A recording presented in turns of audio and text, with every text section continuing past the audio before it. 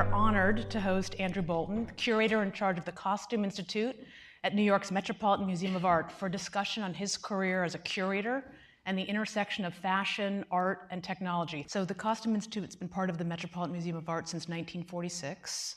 The inaugural Met Gala was in 1948.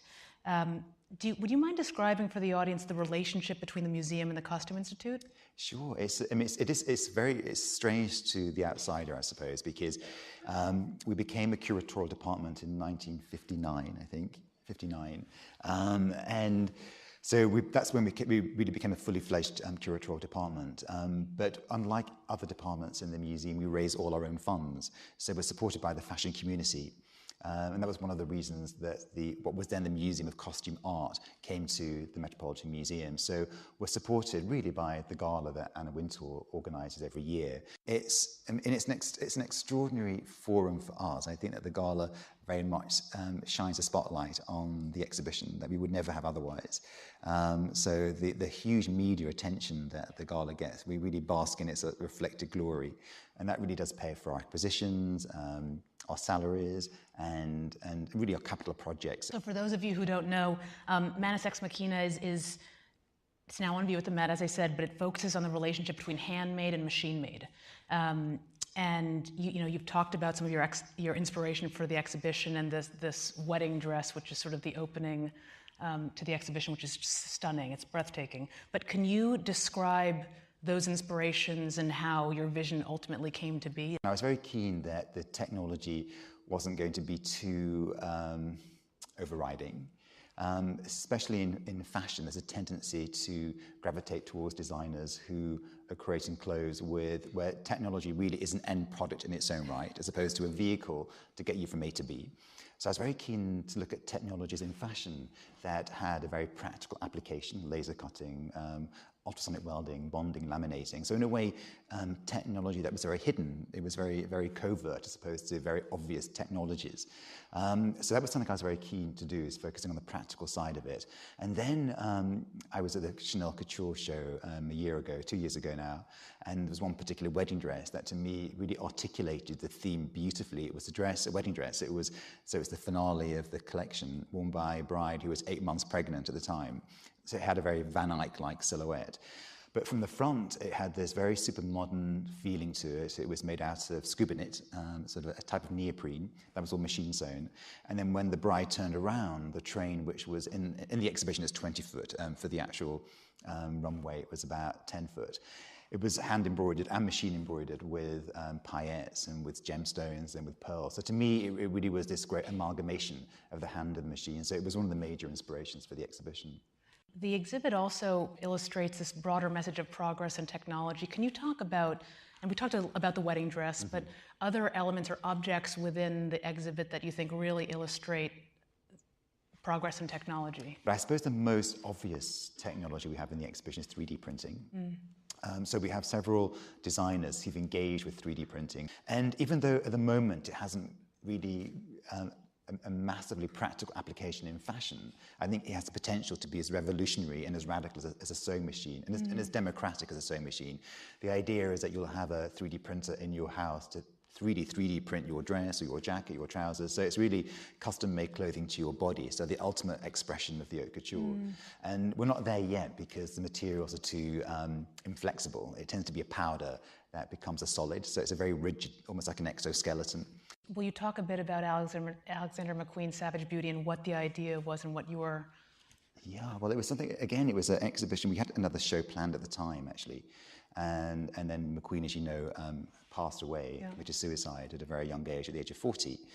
And I was very keen to do an exhibition that really focused on his contribution to fashion. And often over the years, if you leave enough time between the death of an artist, there's a lot of revisionism that goes along with it. And I very much wanted to tap into the memories and the team he worked with. He had a very close-knit community of colleagues and collaborators, and I wanted to collaborate with them and to work with them on this exhibition, which really was going to be sort of homage to McQueen and his contributions to fashion. And we never ever thought it was going to be as successful as it was. It drew something like 660,000 visitors. And for the audience, it's the 8th most visited exhibition at the Met ever.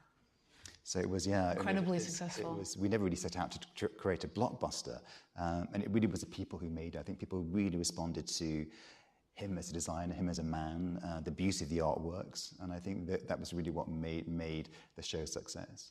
Can you talk just about how the debate has evolved as sort of fashion as a form of art, and how that's evolved over the past 10, 15 years? And your exhibitions have been a critical part of that debate. And I think it's widely accepted that clearly fashion is a very important form of art. Will you just talk about that evolution of the debate? Yeah, I think it's sort of, it's something I always find frustrating, working at the museum is to justify the presence of fashion within an art museum context. I think that there's two reasons really why fashion still isn't seen as an art form. One is it's very much located within the commercial arena. And the functionality of fashion is also very much a detriment to how art critics at least see fashion. And I think also there's an inherent sexism around fashion. I think that it's still very much seen as something that's located in the feminine sphere, the feminine domain. And I think part of that is one of the reasons why fashion also isn't taken seriously. I think it's a combination of the ephemerality of fashion, the sexism that goes around with it, and the fact that fashion is still very much seen as something that's commercial as opposed to artistic. But I think the McQueen show was something that did change people's ideas about that. It was a very paradigm-shifting exhibition in that respect. I think people came away from the exhibition and all of them said, it was, without a doubt, fashion, McQueen was an artist and what he created was art. So I think that was a paradigm shift for the museum. Thomas Campbell, who's the director of the Met, has said about you, I apologize, I'm going to quote this, Andrew has a rare ability to bridge intellectual discourse with public appeal. That talent has ushered in a more diverse audience through the doors of the Costume Institute and the Met. How do you describe your ability to do that, which is incredibly rare, and why bridging that gap is so important?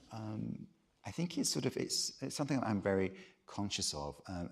When it comes to deciding on a concept for an exhibition, I try to come up with a theme that's relevant to a contemporary audience that has some sort of social significance, cultural relevance, and cultural sort of appeal.